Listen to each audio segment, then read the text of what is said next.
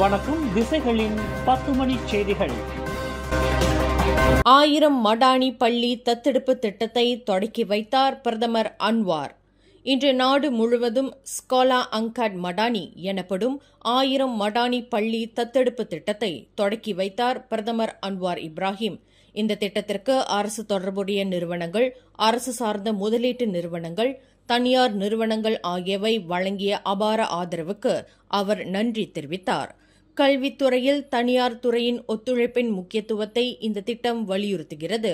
இத்திட்டத்தின் கீழ் 117 அரசு துறை நிறுவனங்களும் தனியார் நிறுவனங்களும் கல்வி இடைவெளியை குறைப்பதற்கான நீண்டகால ஒத்துழைப்பை வழங்க உறுதியளித்துள்ளதாக புத்ராஜயா பன்னாட்டு மாநாட்டு மையத்தில் நடைபெற்ற அறிமுக விழாவில் பிரதமர் அன்வார் உரையாற்றும்போது இவ்வாறு குறிப்பிட்டார். தீபகற்ப மலேசியாவில் உள்ள 23.6 மில்லியனுக்கும் அதிகமான வீட்டு பயனர்கள் எதிர்வரும் ஜூலை 1 முதல் 2027 டிசம்பர் 31 வரை நடைமுறைப்படுத்தப்பட்டுள்ள புதிய மின்சார கட்டண முறை மூலம் மிகவும் நியாயமான கட்டணங்களை பெற உள்ளனர் என எரிசக்தி ஆணையம் தெரிவித்துள்ளது. இந்த மாற்றங்கள் 3 முக்கிய கூறுகளை உள்ளடக்கியுள்ளன. அவை அடிப்படை தள்ளுபடி விகிதங்களின் மறுசீரமைப்பு, புதிய கட்டண அட்டவணை அறிமுகம், எரிபொருள் செலவு சரி செய்தல் பொறிமுறையாகும்.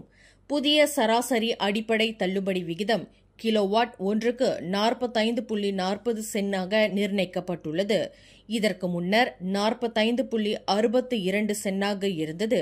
புதிய தானியங்கி எரிபொருள் சரி செய்தல் பொறிமுறையானது சந்தை எரிபொருள் விலைகள், அந்நிய செலவாணி விகிதங்கள் ஆகியன அடிப்படையில் உற்பத்தி செலவுகளை தானாக சரி செய்ய உதவும் என ஆணையம் குறிப்பிட்டது.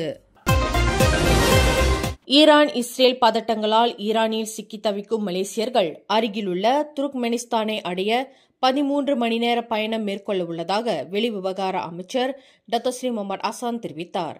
ஈரானிய தலைநகரான தேரானிலிருந்து அனைத்து விமானங்களும் நிறுத்தப்பட்டதால் நிலப்பரப்பு வழியாக மலேசியர்களை வெளியேற்றும் பணிகளை அமைச்சு ஏற்பாடு செய்துள்ளது. தேரானிலிருந்து சுமார் 950 கிலோமீட்டர் தொலைவில் உள்ள துருக்மெனிஸ்தானின் தலைநகரான அஷ்காபாத் பாதுகாப்பான பயணத்திற்கான அடுத்த இடமாக அடையாளம் காணப்பட்டுள்ளது. துருக்மெனிஸ்தான் அரசுடன் இணைந்து மலேசியர்களை பாதுகாப்பாக வெளியேற்றுவதற்கான அனைத்து அனுமதிகளையும் விசாக்களையும் பெற்றுள்ளதாக முகமது அசான் கூறினார். அரசு மலேசிய காவல்துறையை ஒரு தனி அமைச்சின் கீழ் கொண்டுவர பரிந்துரைத்துள்ளார். காவல்துறை தலைவர் ரசாருடின் உசைன் தற்போது உள்துறை அமைச்சின் கீழ் உள்ள 1,37,000க்கும் மேற்பட்ட அதிகாரிகளை கொண்ட இந்த 2 நூற்றாண்டுகள் பழமையான படை தனி அமைச்சின் கீழ் வந்தால் மிகவும் உறுதியாகவும் திறமையாகவும் செயல்படும் என்று அவர் நம்புவதாக குறிப்பிட்டார். சீனா, பிரேசில், வியட்நாம், தென்கொரியா, புருனை போன்ற பன்னாட்டு காவல்துறைகளும் இவ்வாறே செயல்படுகின்றன. தனது பதவிக்காலம் வரும் ஞாயிற்றுக்கிழமை முடிவடைய உள்ள நிலையில் இது தொடர்பான ஒரு முன்மொழிவு பிரதமரிடமும் உள்துறை அமைச்சரிடமும் சமர்ப்பிக்கப்பட்டுள்ளதாக ரசாருடின் உசேன் தெரிவித்தார்.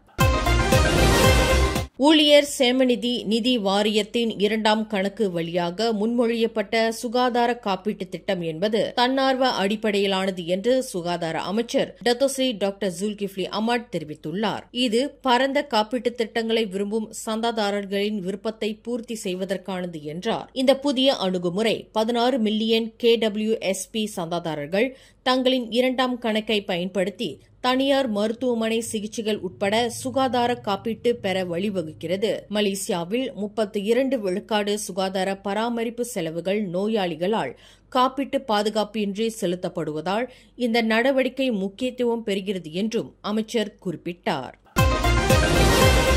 அரசு மலேசிய காவல்துறையின் புதிய தலைவராக பொறுப்பேற்கும் டத்தோஸ்ரீ முகமது காலித் இஸ்மாயில் தனது நியமனமானது எல்லை தாண்டிய குற்றங்களை தடுப்பது உட்பட காவல்துறையின் திறனையும் நம்பகத்தன்மையையும் மேம்படுத்துவதற்கான ஒரு வாய்ப்பு என்று கூறினார். எதிர்கால காவல் பணிகளுக்காக செயற்கை நுண்ணறிவு போன்ற அதிநவீன தொழில்நுட்பங்களை பயன்படுத்தி படையை நவீனமயமாக்க அவர் திட்டமிட்டுள்ளார். பிரதமர் அன்வார் இப்ராஹிமுக்கு தனது நன்றியை தெரிவித்த காலித் இஸ்மாயில் மக்களுக்கு சிறந்த சேவையை வழங்குவதாகவும் உறுதியளித்தார்.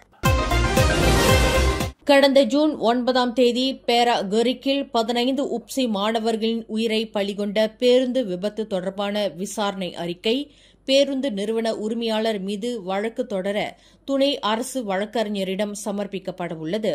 பேருந்து ஓட்டுநரையும் பேருந்து குத்தகை நிறுவனத்தையும் உள்ளடக்கிய 2 விசாரணை அறிக்கைகள் இறுதி செய்யப்பட்டு வருவதாக சாலை போக்குவரத்து துறையான ஜேபிஜேவின் இயக்குநர் டத்தோ ஏடி ஃபட்லி ரம்லி கூறினார்.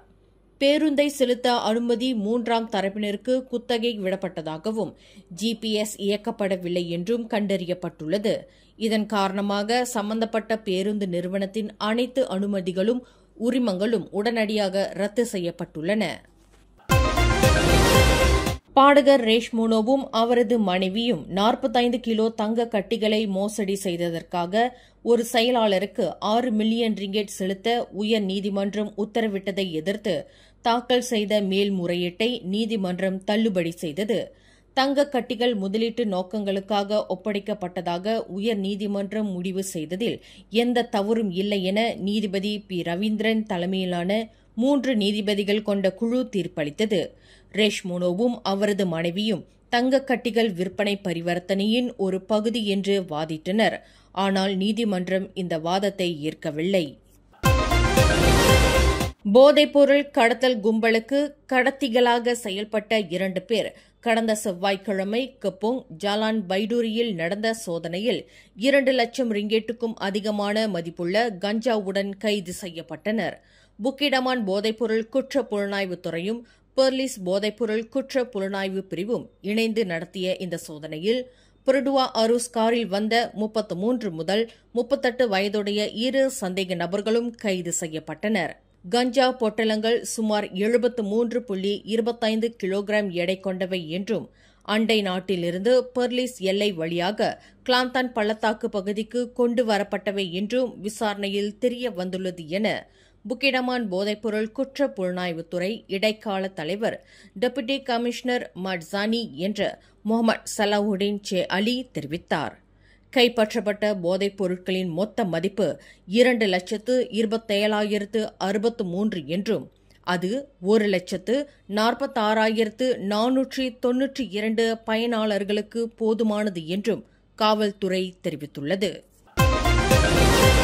தாங்கள் கொள்ளையடிக்கப்பட்டதாக பொய்யான தகவல் அளித்த 6 பேருக்கு தலா 400 ரிங்கெட் அபராதம் விதித்து இன்று உத்தரவிட்டது கோலாலம்பூர் மஜிஸ்ட்ரேட் நீதிமன்றம். 20 முதல் 40 வயதுடைய இந்த 6 பேரும் தங்களின் குற்றத்தை ஒப்புக்கொண்டனர். ஜூன் 2025 பிரிக்ஃபீல்ட்ஸ் காவல் நிலையம், செந்தூல் காவல்துறை தலைமையகம், வங்சமாஜு காவல்துறை தலைமையகம், செராஸ் காவல்துறை தலைமையகம் போன்ற பல்வேறு காவல் நிலையங்களில் இவர்கள் பொய்யான தகவலை காவல்துறை புகாரில் கூறியிருந்தனர். குற்றவியல் சட்டம் பிரிவு 182 கீழ் இவர்கள் குற்றம் சாட்டப்பட்டனர். இன்று பிற்பகல் கில்லான் மேருவில் உள்ள ஒரு மோட்டார் சைக்கிள் விற்பனை நிலையத்திற்கு முன்புறம் இரத்த வெள்ளத்தில் கிடந்த 46 வயது மதிக்கத்தக்க ஒரு ஆடவர் துப்பாக்கியால் சுடப்பட்ட நிலையில் மரணமடைந்தார். இந்த சம்பவம் குறித்து பிற்பகல் 3:37 மணியளவில் தகவல் கிடைத்ததாக வடகில்லான் மாவட்ட காவல்துறை தலைவர் அசிஸ்டன்ட் கமிஷனர் எஸ். விஜயராவ் தெரிவித்தார். சம்பவ இடத்திலேயே மருத்துவ ஊழியர்களால் அவ்வாடவரின் மரணம் உறுதி செய்யப்பட்டது. இந்த வழக்கு குற்றவியல் சட்டம் பிரிவு 302 கீழ் விசாரிக்கப்படுகிறது. மேலும் சந்தேக நபர்கள் கொலைக்கான நோக்கம் குறித்த விரிவான விசாரணை நடைபெற்று வருகிறது. இன்று சரவாக் பெத்ராஜயாவில் நடைபெற்ற ஆசிய ஸ்குவாஷ் சாம்பியன்ஷிப் 2025 போட்டியின் அரையிறுதி சுற்றில் தனது சக விளையாட்டாளரான ஐஃபா அஸ்மானை வீழ்த்தி இறுதி சுற்றுக்கு முன்னேறினார் மலேசிய வீராங்கனை ரேஷல் அர்னால்ட். ரேஷல் முதல் 2 சுற்றுகளை 11-9, 11-2 என்ற புள்ளிகளில் வென்றார். இருப்பினும் ஐஃபா அடுத்த 2 சுற்றுகளை 11-8, 11-9 என்ற புள்ளிகளில் வென்று போட்டியை சமன் செய்தார்.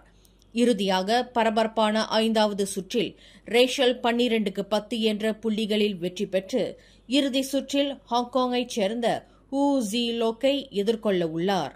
மேலும் செய்திகளை தெரிந்து கொள்ள கீழே இருக்கும் பெல் பட்டனை அழுத்துங்கள். உங்கள் மகிழ்ச்சியை வெளிப்படுத்த லைக் மற்றும் ஷேர் செய்யுங்கள். தொடர்ந்து திசைகளோடு இணைந்திருக்க சப்ஸ்கிரைப் செய்யுங்கள்.